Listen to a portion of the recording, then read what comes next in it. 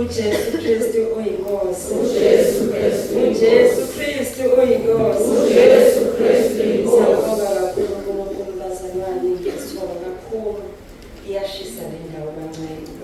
uJesu Kristu oyinkosi, mawumi lapha ngiyajuluka. Angikhulumi ngokujuluka nje lokho kusho ngomlomo, ukujuluka kungempela ngempela. Haleluya. Konke-ke lokho sibonga uNkulunkulu Baba, uBaba wethu uNtibande, ngokuthi walalela ubizwa uJesu Kristu inkosi, ngokuthi kuthiwa akazange azalelele ngabasikho lana namhlanje, futhi kube kuthiwa akazange azafuna iy'ndlela zakhe ngabasikho lana namhlanje. uJesu Kristu inkosi. Sesizodedela uzosiphathela izwi, ngizocela nje bazalwane sisukume sidumise uJesu Kristu inkosi. On number 184. Webani zwindaba yami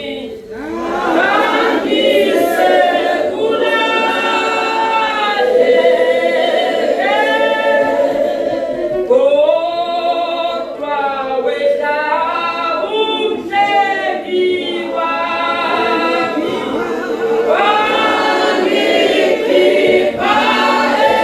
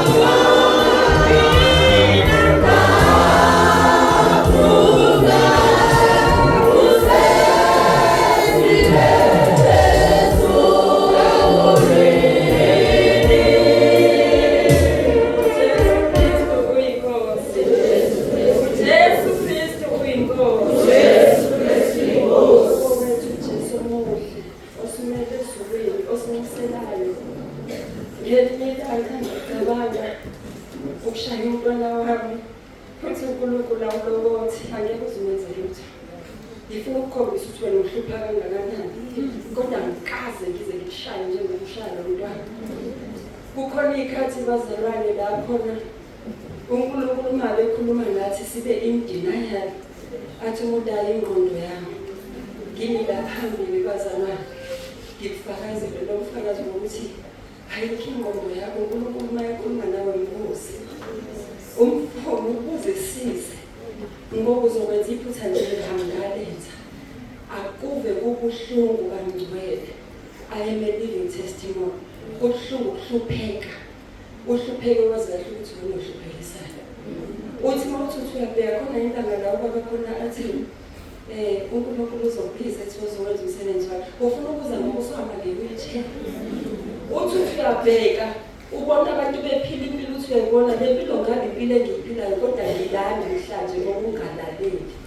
Bazalwane akukho benandi ngoba omunye uzongalaleli bese uyafa.